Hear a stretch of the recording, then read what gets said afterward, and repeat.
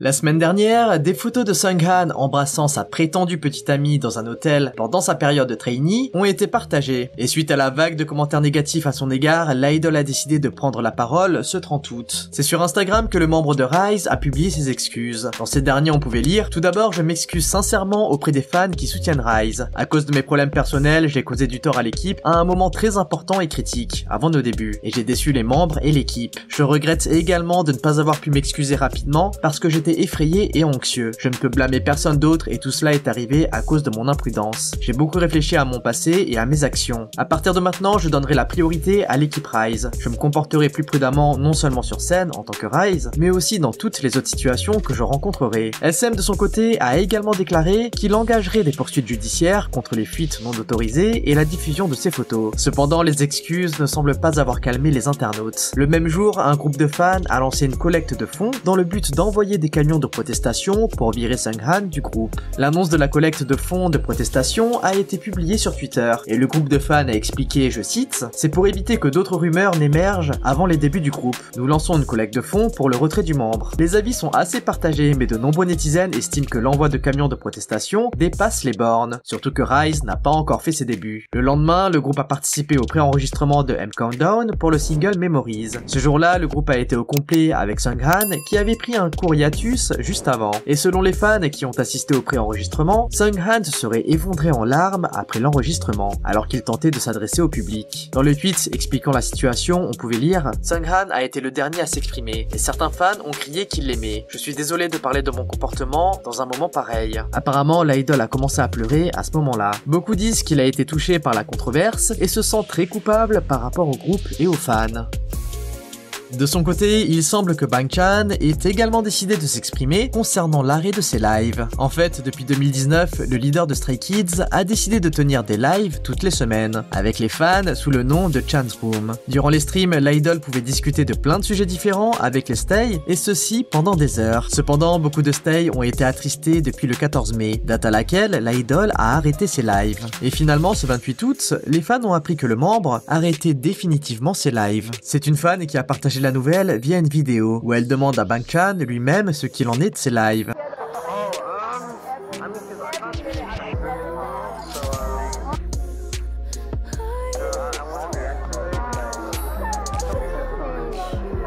L'internaute qui partagea l'extrait déclara également, je cite, « Je ne voulais pas vous donner cette information comme ça, mais ne vous attendez plus à voir Chinese Room. Comme j'ai toujours dit depuis le début, c'est la compagnie. Je suis fatigué que tout le monde pense que c'est son choix, alors que ce n'est pas le cas. Voici la preuve pour les lécheurs de bots de JYP. Maintenant, laissez-nous. » Du coup, de nombreux internautes ont été en colère contre l'agence, et ont commencé à utiliser les hashtags JYP Protect SKZ et Protect Bang Chan. Les fans ont même mobilisé des camions de protestation pour manifester leur colère face à la fin des lives du membre. Suite à cela, Bang Chan a semblé répondre aux préoccupations des fans, car au cours d'une série de messages sur Bubble, Bang Chan a envoyé une photo de lui portant une serviette, et dans la suite des messages, l'idol affirma « Parce que c'est ma décision. Pourquoi télécharger maintenant? Parce que c'est ma décision. Tout vient de mes décisions et de mes règles. » Du coup, beaucoup de fans pensent que Bang Chan a indirectement répondu à la polémique en affirmant que la fin de ses streams sont dues à lui et non au label. Cependant, après ces messages, certains fans n'étaient toujours pas convaincus que c'était lui qui avait décidé d'y mettre fin seul. D'autres affirment que la fan a partagé une conversation qui ne concernait pas les lives, mais autre chose. Et la fan prétendait que Bang Chan s'exprimait par rapport à cela, alors que ce n'était pas le cas.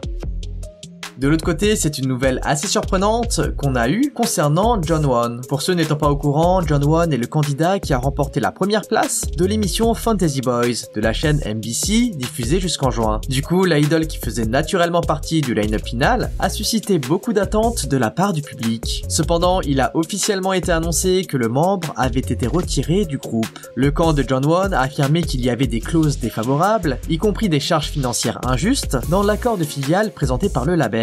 Ils ont allégué que la relation de confiance avec la société avait été rompue au cours des négociations. En conséquence, la partie de Jongwon a entamé une action en justice en demandant la suspension du contrat. Pocket Doll Studio a également affirmé que c'était les demandes insensées de Jongwon qui ont conduit à cette décision. Apparemment, l'idol souhaitait avoir plus de revenus que les autres membres, ce qui a perturbé la préparation des débuts du groupe, causant des pertes financières au label. Ils ont également noté que Jongwon avait quitté l'équipe à 2 reprises sans permission au cours de ce processus. plus. Ce départ aurait entraîné des coûts importants, notamment des frais d'installation, des salaires du personnel, des frais divers et des pénalités. Il a également perturbé l'enregistrement des chansons et la planification des chorégraphies. Le porte-parole de la société a révélé des messages Kakao Talk échangés avec le directeur de la chorégraphie et le directeur du MV, indiquant des changements de dernière minute rendus nécessaires par le départ soudain de Jongwon. Jongwon aurait quitté le groupe de discussion où la société partageait les horaires quotidiens et gérait les déplacements des membres de Fantasy Boys. Pour l'instant, le camp de Jongwon ne s'est pas exprimé là-dessus, mais de nombreux fans ont exprimé leur déception et en ligne on pouvait lire « Pourquoi il a fait ça? Il est tellement avide. Demander une répartition différente des bénéfices à tous les autres membres en fonction du classement final des votes ne me semble pas correct. » Quoi qu'il en soit, il a participé en sachant qu'il s'agissait des débuts du groupe. S'il n'aimait pas la compagnie, il aurait dû se retirer. Qu'en est-il de tous les fans qui ont voté? Je me sens si mal pour le gars qui est à la 13e place. Bon allez, on passe aux actus feel good. Cette semaine, le top 5 des nominés de l'émission Cho Champion de MBC comprenait Slay d'Everglow, Killing Me Good de Jihyo, Lovely d'Akmu, Bubble de Stacey et Fast Forward de John Somi. Et au final, c'est le dernier titre d'Everglow qui s'est classé numéro 1 parmi les nominés. C'est une victoire hyper symbolique pour le groupe, étant donné que c'est la première victoire des filles dans une émission musicale pour Slay, mais surtout leur 3e victoire depuis le début de leur carrière. De quoi rendre fiers tous les Forever. Félicitations aux filles. De l'autre côté, CJNM a fait une annonce hyper positive pour les K-pop stans français. La chaîne a révélé que l'émission M Countdown fera ses grands débuts en France. L'émission sera diffusée en direct pour la première fois en France le 15 octobre, à la Défense Arena à Paris. Le M Countdown in France se déroulera à la Défense Arena, une salle colossale qui peut accueillir environ 40 000 spectateurs et héberger divers événements sportifs. Cette édition française de M Countdown promet d'être un spectacle grandiose, avec plusieurs performances spéciales de certains des meilleurs artistes K-pop. Les participants peuvent également s'attendre à plusieurs stages en collab et plusieurs special stages. En parlant de collab, ce 29 août, Troye Sivan a laissé entendre que la nouvelle version remixée de son single serait disponible plus tard dans la semaine. Mais le remix ne sera pas ordinaire, car il s'agira de la première collaboration entre Troye Sivan et Hyunjin. Pour info, les deux artistes se sont rencontrés lors de l'événement Versace ex Dua Lipa en mai dernier. Les Stay se demandaient si une collaboration allait arriver au vu de l'entente qu'ils ont eue durant l'événement, et c'est maintenant chose faite avec cette annonce. Une très bonne nouvelle pour tous les fans du Versace Prince. Les amis, je vous interromps quelques secondes juste pour m'assurer que vous soyez bien abonnés. Ça vous prend un clic et nous, ça nous motive énormément dans notre travail. Et si vous êtes déjà abonné, n'hésitez pas à mettre un like à la vidéo.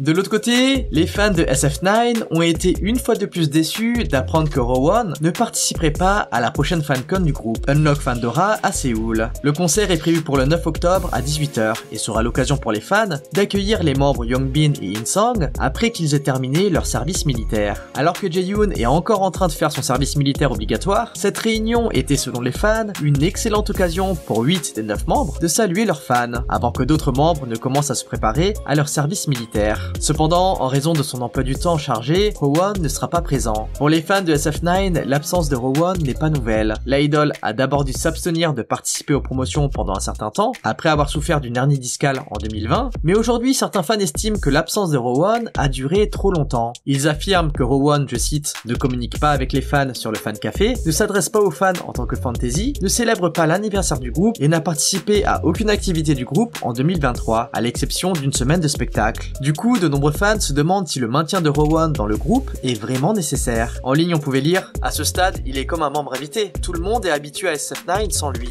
Il devrait prendre une décision pour tout le monde au lieu de laisser ses membres et les fans dans l'attente. S'il veut être acteur, il n'a qu'à quitter le groupe et faire de l'acting. Sa compagnie ou lui-même devrait réaliser que les fans veulent une idol qui communique avec eux, plutôt qu'une idol qui est célèbre ou populaire auprès du public. Il en est arrivé à un point où il nuit à l'image et à la réputation du groupe. Abandonner son rôle d'idol permettrait aux autres membres et aux fans d'éviter ce stress émotionnel. Cette semaine, il a également été rapporté que V apparaîtra dans l'émission You Quiz on the Block de la TVN. En fait, l'équipe de production a annoncé que V avait déjà terminé le tournage du nouvel épisode et que la diffusion est prévue pour le 6 septembre. Bien que tous les membres de BTS aient participé en tant que groupe à l'émission en mars 2021, c'est la première fois qu'un membre apparaît en solo dans le TV show. En tant que premier membre de BTS à apparaître en solo dans You Quiz on the Block, Taehyung partagera apparemment plutôt des anecdotes personnelles. Mais avec l'annonce de l'apparition spéciale de V dans le TV show, un journaliste de Sports Tonga a déclenché une controverse parmi les netizens à cause d'un article. Suite à l'annonce, le journaliste a écrit un article dans lequel il affirme: on se demande notamment s'il va évoquer les rumeurs de rendez-vous avec Jennie de Blackpink qui ont fait grand bruit dans les médias pendant un certain temps. On s'attend également à ce qu'il parle de ses activités personnelles en dehors de BTS, ainsi que de ses projets d'avenir pendant son hiatus militaire. Mais en plus de cela, le journaliste a titré l'article: V de BTS va apparaître dans You Quiz on the Block. Est-ce qu'il va mentionner Jennie de Blackpink? L'article en question a eu le don d'énerver de nombreux netizens. En fait, le journaliste mentionne la relation amoureuse de V avant même ses projets musicaux et individuels, comme si cela était le plus important. De plus, l'article ne se veut pas neutre. Les internautes disent qu'il veut clairement attirer du monde avec un titre pareil et un contenu aussi pauvre. En ligne, on pouvait lire plusieurs reproches, comme: le journaliste poubelle recommence. Qu'est-ce que c'est ce titre d'article? Ouah, ce journaliste est vraiment le pire. Cependant, un autre débat a pris place en parallèle. En fait, beaucoup d'internautes pensent que les deux sont en couple, mais il semblerait que seulement Jennie laisse des indices sur la relation, tandis que V est très secret là-dessus. Du coup, de nombreux netizens affirment que la relation serait malsaine avec V, qui ne souhaite pas perdre son fandom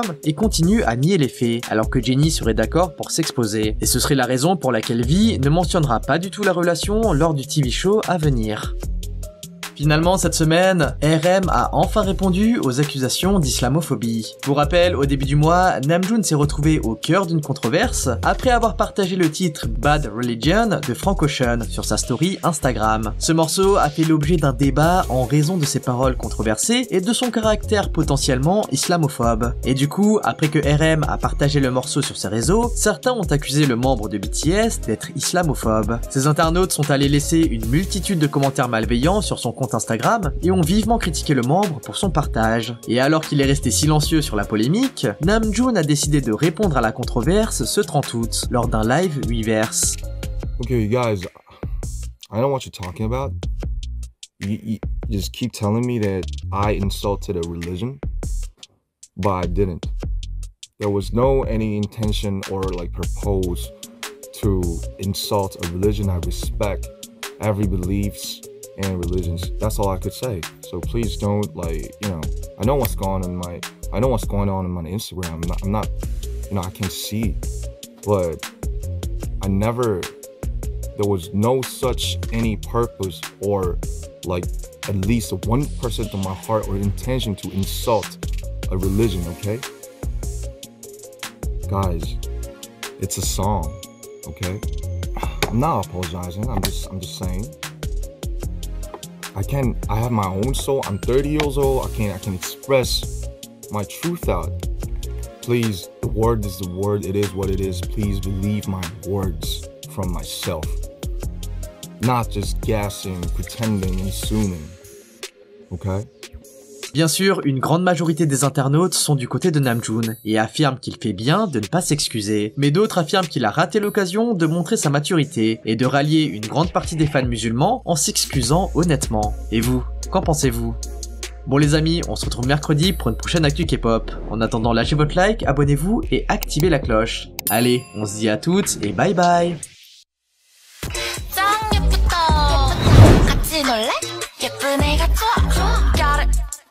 짠 개성 마셔 쉽게 뿌리 oh yeah 뿌리 뿌리